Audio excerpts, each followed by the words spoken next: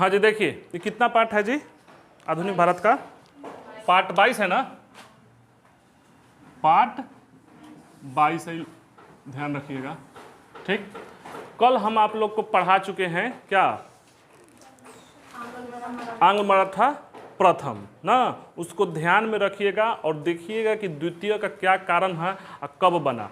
आपको तो हम बताए थे कि प्रथम आंग्ल मराठा हुआ कब, 1700 कब हुआ था, 77-75 से 82 तक। उसके बाद से हार गया मोटा मोटी ना, कल का वीडियो देख लीजिएगा नहीं देखे होंगे तो, मोटा मोटी हार गया। उसके बाद वो चुप हो गया, अब टोटल ध्यान लगाया कहाँ, मैसूर पर। मैसूर को जब तक निपटाया नहीं तब तक वो अपना फोकस मराठा की ओर नहीं किया।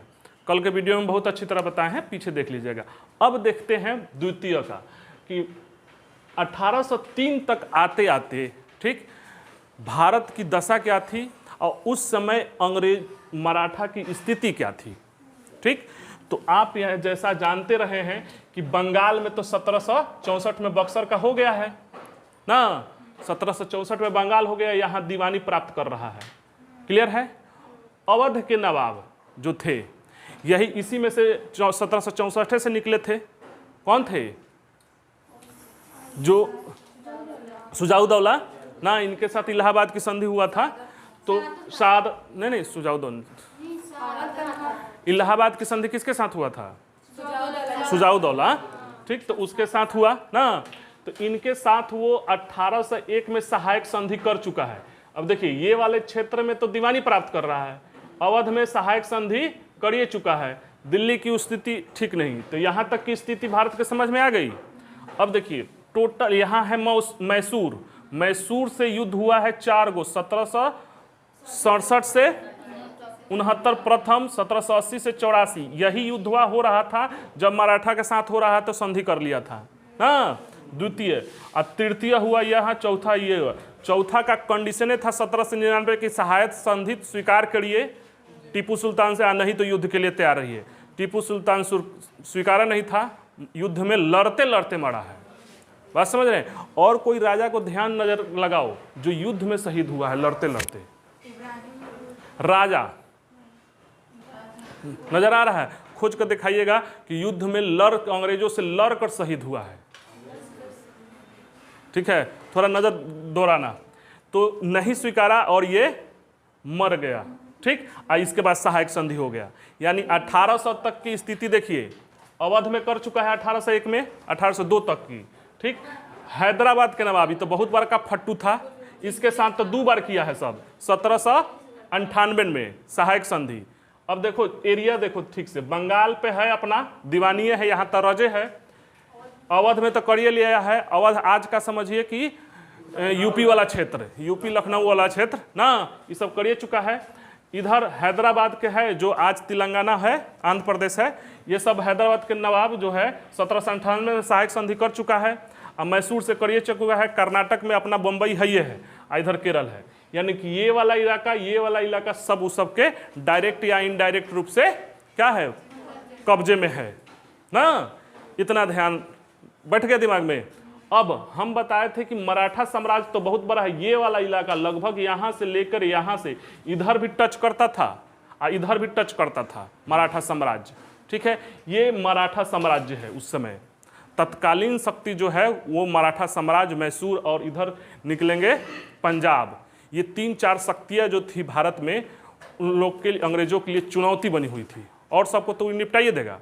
अब यहाँ पे सतारा में रहते थे कौन, छत्रपति। यहाँ है पूना, यहाँ रहते थे पेशवा। और मराठा साम्राज्य के लिए ये 5 अलग अलग थे, ये पूछ भी लेता है। ठीक, और इनसे कंट्रोल होता था पूरा। जैसे नागपुर के भोसले थे, ये मराठा साम्राज्य में ही आते थे जब ये, और यहाँ से मेन कंट्रोल होता था। ये इनको रिपोर्ट करते थे, ये इनको रिपोर्ट करते थे। ये नागपुर के भोसले पुनः इसको रिपोर्ट करते थे ना, इंदौर के होलकर। ठीक, नागपुर के भोसले, ये ध्यान रखिएगा, नागपुर के भोसले, इंदौर के होलकर, ग्वालियर के सिंधिया ना, अब बड़ौदा के गायकवाड़ी, ये गुजरात वाला क्षेत्र, ये एमपी वाला क्षेत्र है लगभग। बात समझ रहे हैं। इधर नागपुर ये छत्तीसगढ़ और एमपी का बॉर्डर वाला ना। इधर ये सतारा में बैठते थे। ये पूना पेशवा साम्राज्य यहाँ रहता था। और ये इनको रिपोर्ट करते थे। नहीं सुने हैं कि कहते थे, आप पिक्चर में भी देखे होंगे कि कहे हो कि मतलब बालक कहते हैं कि ये तो छत्रपति तो मात्र एथी हैं, असली तो पेशवा ही थे। ठीक, इसी पेशवा वंश में बराबर हो रहा था, ये सारे कंट्रोल में थे। इस तरह से पूरा साम्राज्य हो रहा था। तो ये स्थिति है किसकी? मराठा साम्राज्य की।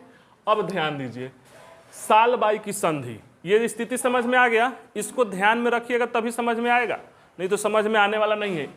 एग्जैक्ट लोकेशन नहीं, लगभग सही भी है। नागपुर के भोसले ये वाला इलाका है, ठीक ना। इंदौर वाला एमपी के मिड पॉइंट वाला, आज भी देख लीजिएगा इंदौर ना। ग्वालियर के सिंधिया और ये बड़ौदा के गायकवाड़ ना। अब पूना में कौन थे? पेशवा। सतारा में छत्रपति। इस तरह से साम्राज्य चल रहा था। ठीक, अब सालबाई की संधि हुआ 1782 में। 1803 तक एकदम शांति रहा, कोई चूं चाय नहीं, मराठा साम्राज्य चल रहा था।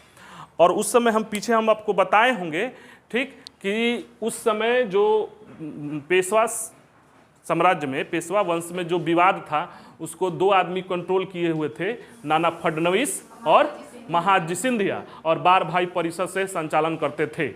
और पेशवा किसको बनाए थे? माधवराव। उसका एक और नाम है नारायण राव माधवराव ना, इसी को कहा जाता है माधवराव द्वितीय। समझ रहे हैं? तो उनको अल्पवयस्क थे ये, इन्हीं लोग के हाथ में शासन कंट्रोल था। अच्छा से 20 साल चला। हुआ क्या कि महाजी सिंधिया की मृत्यु हो गई 1795 में। हाय देखिए, यहाँ सिंधिया थे, ये भी सत्ता में हस्तक्षेप था ही, बस समझ रहे हैं। 1795 में महाजी सिंधिया की मृत्यु हो गई और नाना फडणवीस भी निकल गए 1800 में। बस समझ रहे हैं, ये दो आदमी जो सबसे इंपॉर्टेंट थे वो मर गए। ठीक, मृत्यु से मरे होंगे, बात समझ रहे हैं। आदमी का उम्र कितना, बात समझ रहे हैं। इसके बाद मराठा साम्राज्य टूट गया और पेशवा बना बाजीराव द्वितीय। ये अंतिम था, ये वही है और उसी का बेटा है। किसका? मतलब क्या बोलते हैं, खून में मिलावट, वो मिलावट वाला है। ठीक है, वही मिलावट। इसका बाप कौन है? रघुनाथ राव, जो मरवाया था। मतलब आप देखोगे, खलनायक देखोगे ना तो रघुनाथ राव है।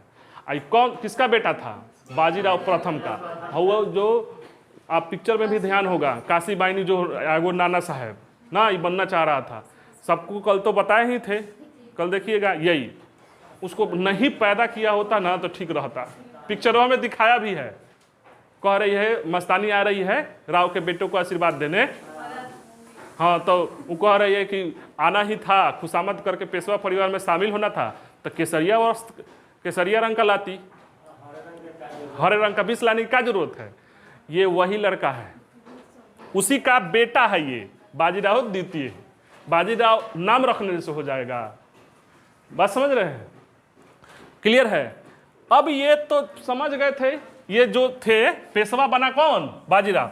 तो ये जो नागपुर के भोसले थे, इंदौर के होलकर, सिंधिया, ये जो कंट्रोल किए हुए थे ना, उस समझ गए थे कि तो हाई बन गया, ये लोग मेन आदमी तो मर गया, ये उसी का बेटा है, शैतान का। ठीक, तो कंट्रोल में रखते नहीं थे, बात उतना नहीं मान लगा, वक्त जाओ हम तुमको सीरियस नहीं लेते हैं। कौन है सब? मतलब पेशवा को सीरियस नहीं ले रहा था।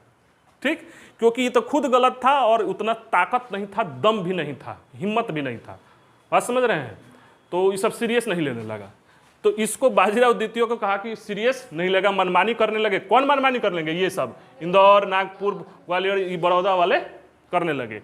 तो इसी क्रम में क्या किया, चूंकि ये नाना फडणवीस थे ना, महाजी सिंधिया थे, तो इस सोचा कि तो मरिए गए हैं ना, तो हम मिलते हैं ग्वालियर के सिंधिया से। ये भी ग्वालियर के थे महाजी सिंधिया, तो ग्वालियर के सिंधिया से मिलता है। तो इस समय इसके बाद है सिंधिया दौलत राव सिंधिया, मतलब इनके बाद दौलत राव सिंधिया बना, क्योंकि ये दोनों मिलकर चलाते थे। तो ये बेचारा बना और सोचा कि करते हैं ना, हम इसके बाप की गलती का बोल रहे हैं, ठीक है, इसका नहीं बोल रहे हैं। ये जाकर मिला अपने हिसाब से और षड्यंत्र किया ये दोनों मिलके, ग्वालियर के सिंधिया दौलत राव सिंधिया, इंदौर जो मन कहाँ है, इंदौर के होलकर, हई वाला इंदौर के होलकर जो थे, उसके भाई की हत्या करा दिया षड्यंत्र के तहत, क्योंकि कुछ हो रहा होगा अलग अलग होने का बात ना, इसकी भाई की हत्या करा दिया। उस समय था जसवंत होलकर, ये बखुला गया, हमारा भाई के मार दिया सब।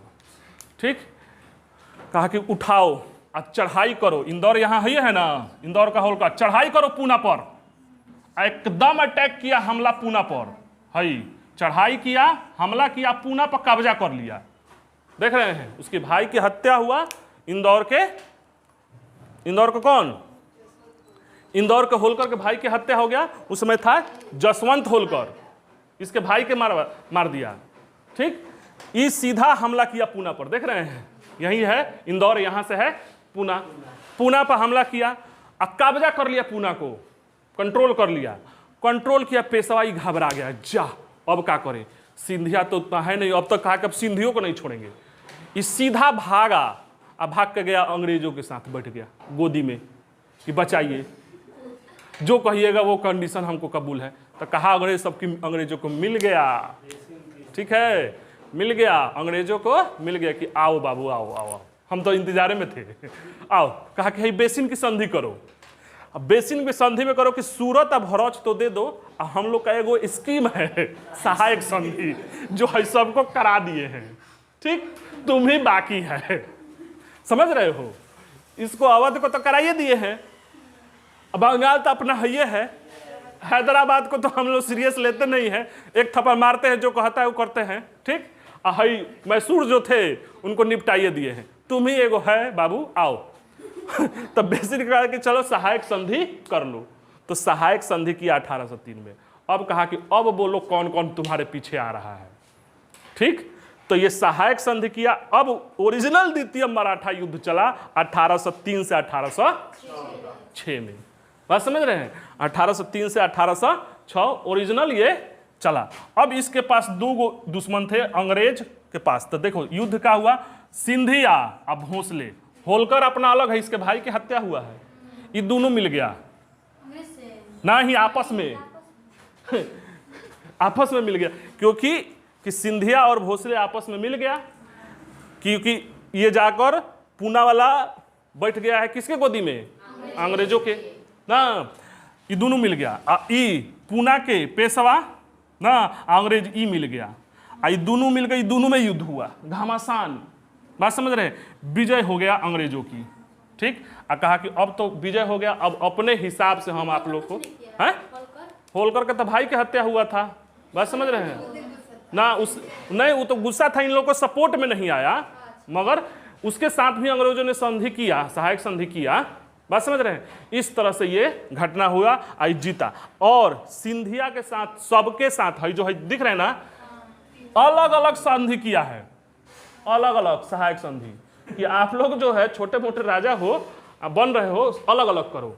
वही इसमें आप देख रहे हो ना, अभी तक गायकवाड़ वाला, बड़ौदा वाला, इस साफ अलग है, इस साफ अलग है। ठीक, इस मैटर में पढ़ा है नहीं पढ़ा है, तो ये यहाँ से क्वेश्चन पूछता है। तो सिंधिया प्लस अंग्रेज, सुरजी गांव का युद्ध संधि हुआ, इसमें यह सहायक संधि स्वीकार की। इसको लिख लीजिए, मिटाकर लिख दे रहे हैं। ठीक, बात समझ में आ रहा है, वो फिर लिख रहे हैं ये बातों को हम बता रहे हैं सबके साथ अंग्रेजों के, इसको रखते हैं, इसको मिटा देते हैं ना। जिनको स्क्रीनशॉट करना है स्क्रीनशॉट कर लीजिए, क्लियर है, पूरा हट जाएं, गुड, स्क्रीनशॉट कर लीजिए ना, ये मिटा रहे हैं।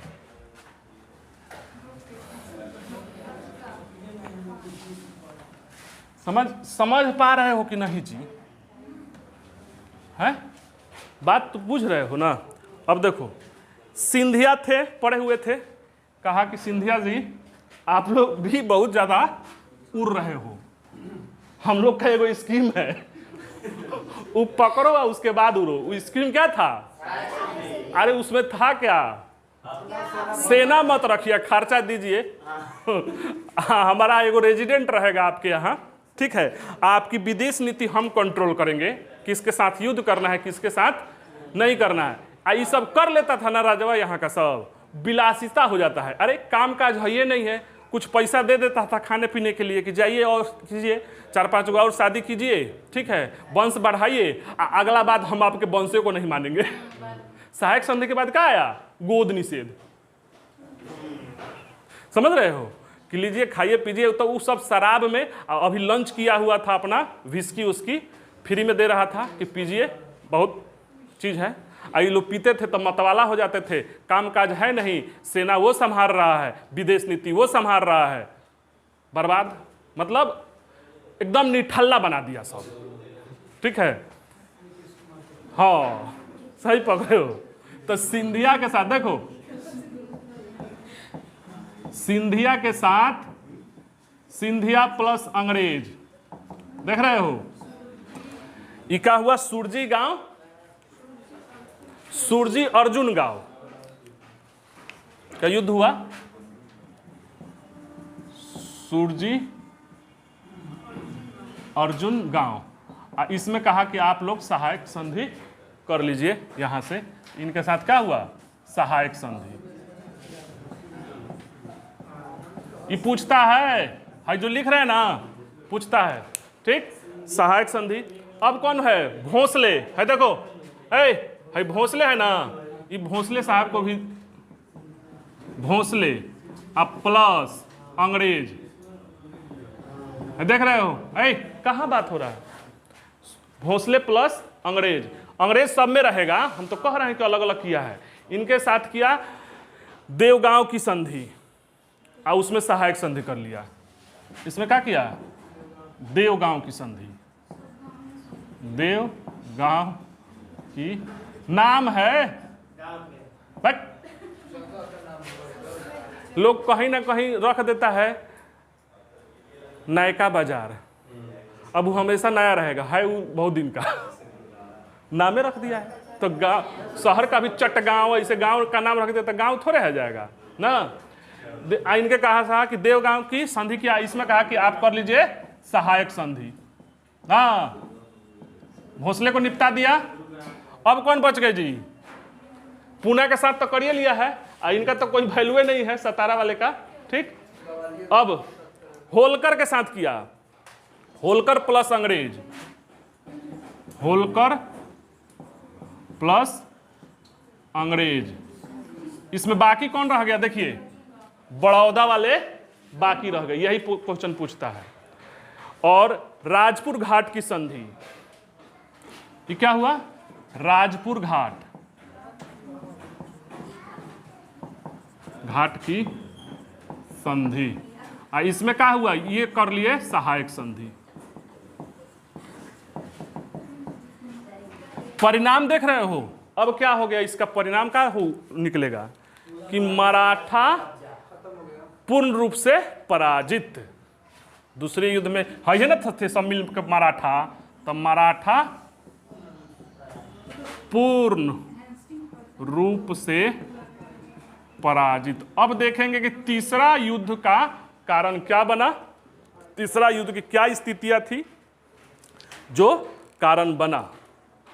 बुझे कि नहीं जी, बुझ गए, क्लियर है, रहने दे, चलिए।